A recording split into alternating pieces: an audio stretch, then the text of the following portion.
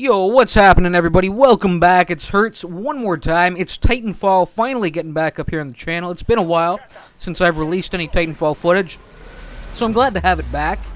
We are heading to the Smuggler's Cove. It's a little attrition gameplay, and I'm bringing out the CAR SMG along with a burn card to start things off. This packet sniffer. I think I automatically generate active radar pulses from time to time. So that'll help out a little bit, but it really doesn't come into play at all, as I make a bit of a beeline here for this big old turret gun, right? Which I want to hack and get under our control. But you know what? I end up falling here pretty quickly. But good news, coming with the bad news, my only death this round. So once this is out of the way, then we can settle back and have a little fun, Anyway, I was making a move for the turret when I saw, of course, we saw the sniper peeking from atop that rooftop over there, and he stays alive long enough. He's doing some serious scrambling. I'm trying to get tricky with the wall hang. There I am right there in all my greatness, my glory, before getting gunned down. Of course, I did get the boot. I did manage to put the man down. Actually, I don't think I got gunned down, did I? It was like a kick exchange. I put down one man. His teammate came in there, avenged him with a foot of his own, and that was it. So, and I come right back. I'm like, screw this. I'm coming back here. I'm getting this turret gun, and then we're going to get down to business. We're going to get down to business, as I said. So it's the CAR SMG, just factory issue at this point. I really hadn't been using much of this on this generation level, But now it's a pretty common loadout in my rotation of kind of go-to loadouts, right? Go-to builds. As, with the CRS, both the SMGs, a lot of the guns, you spend a little bit of time with them. I've always been kind of an advocate of that. Even guns that guys bitch about, or, for any game in particular, guys that say, oh, this gun is shit, then you have, of course, your overpowered weapon. Everything is usable. You can, some guns just maybe take a little bit more skill, take a little bit more time to perfect the use of, You have to get comfortable. You have to make sweet, sweet love to some of these weapons, before they start doing what you want them to do. They're on the battlefield. But anyway, I don't know why I ended up on this rooftop. I think I was actually tracking a blip, but I came up here and a little bit beyond the this weapon's effective range, but I'm still putting it to work there. And you know what? That was pretty slick. I wish it had been a couple of pilots. It was just a couple of grunts, a little bit of not retribution, but a little bit of a bonus there as I hopped into my Titan. I think that enemy there, Ian West, if you'd noticed, I did kill a pilot as I was hopping in there. That Ian West fella, he walked in my dome shield, and I think he died within it, So it was a nice attempt on the Titanfall. I tried, I saw the enemies in the distance there across that that aqueduct or whatever the hell it is. And I thought, I immediately thought I could get, crush them from above, a little death from above there. And I missed that. However, it all worked out pretty nicely with that big air into kind of the wall hang. Gunned down the two grunts that were over there, the two minions. And then, had my ride right there readily available. Now, where you going, Ian? He's having no luck down here in this aqueduct, That's a couple times I've put him down there already, So, and a second pilot moving in, looking to maybe get a little of revenge on me. A little looking to avenge, Eric Ganny looking to avenge Ian West there, coming down.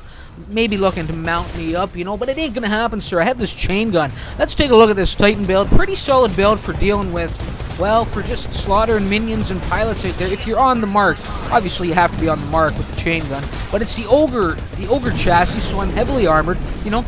Taking a hit to mobility. My dashes are, limited to 1 at a time. And so it's the ogre chassis. It's this chain gun, this XO16 chain gun. I've got electric smoke in there, the cluster missile, faster autoloader, which allows my cluster missile to replenish a little bit quicker for those of you that are unfamiliar, and of course my core extender. And with the ogre chassis, we do get it's a shield core. So and you'll see that actually pick up here quite shortly, I think. And for the most part, I think I did mention that it was just a 1 death at the start of the game. So really, I ride out the rest of this round, which we're walking away with at this point, right out the rest of it in the kind of the cockpit of my ogre chassis here, doing some serious damage, spilling a lot of blood and well, nuts and bolts and oil when you're talking about the Spectres, spilling a lot of that all over the battlefield with this old chain gun and this ogre chassis. Now here comes the shield core. It gets activated. I go yellow. I go plaid here in a second, and I think somebody actually comes in. Listen closely. Yeah, there we go. I'm getting mounted by an enemy pilot, and I dish off that cluster missile to try and, you know, kill him. I figured with that shield core activated, if he was still going to hang on to the top of my chassis, he was toast, you know, in that barrage as that cluster missile detonated right in our face, you know. And the shield core, I thought it was a good play because the shield core was going to offer me the protection I needed at that moment in time. Now, right here, working these back alleys, and I do some serious damage to, really to, you know, I chop up the Spectres as I've been doing, but I really do pile up the pilot corpses back here, and you'll see another one coming into view right there in the distance. I think it's Ian West. Yes, it is Ian West one more time. He gets filled full of lead. I think that's probably 4, at least 3 that I put down back there, you know, 3 pilots. I think it was probably 4, though. And I catch another one trying to scurry out of my wrath, scurry beyond its reach, and he just can't get out of there. Titans had him completely surrounded. That man died with a load in his pants, I have no doubt. You know, I have no doubt, because there was some heavy-duty Titan action all around. We currently have 6 on the battlefield. They still have 1 floating out there. If you're wondering, if you're unfamiliar with this game and wondering how I know that, if you look down at the score, 300 to 111, in the lower left-hand corner, you will see 6 Titanish figures right there. That represents how many Titans are on the battlefield. If the enemy had any left out there, you would see them below their score, you know, so easy, you know, just try and fill a few you guys in that haven't played the game, that just are regular viewers here on the channel and maybe weren't aware of that little nuance on the HUD, you know, that little bit of intel given to you on the HUD. Anyway, there's really no chance there. I think I pulled in a couple more kills here in the epilogue as I was rambling on there. And that's all she wrote. We make really quick work with all that heavy machinery, out there on the battlefield. We made really quick work of that dropship, and they really didn't stand a chance. And we really dominated there, despite the fact that the teams were pretty well even. You know, maybe we have that one Generation 6 in there, but for the most part, things are looking pretty squared up. You know, so shame on them for not getting the job done and not making it look a little bit more respectable. Anyway, let's take a look at my names and numbers. A lot of the damage done that round from that, like I said, the cockpit of my Ogre. That early death was the one and only. So 13 pilot kills, 1 Titan taken down, 34 minions. As I said, that chain gun, great for just spilling blood, taking down the pilots, taking down the minions, the grunts, and the Spectres.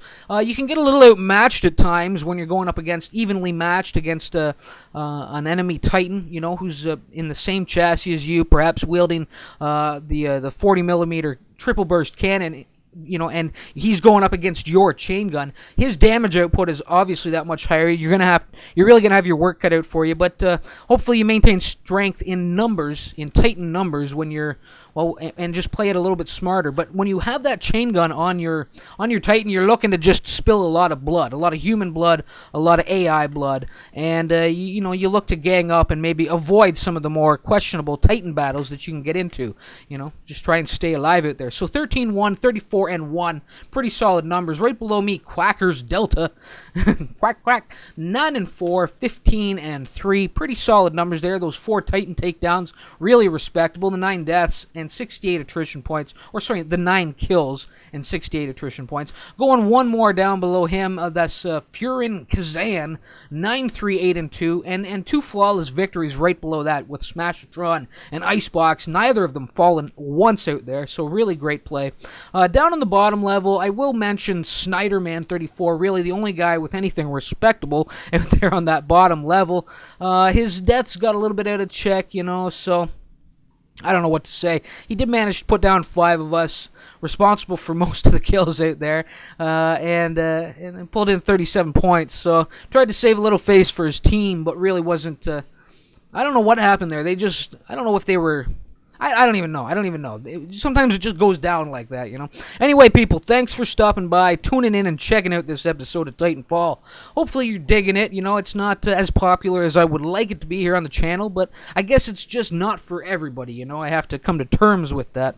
But it's going to continue for the foreseeable future anyway. Well, I'll keep a steady flow of Titanfall coming out for the guys that like to watch it. Until next time, all, remember why it hurts, and maybe you'll give me a thumb up on this video if you enjoyed it. Later.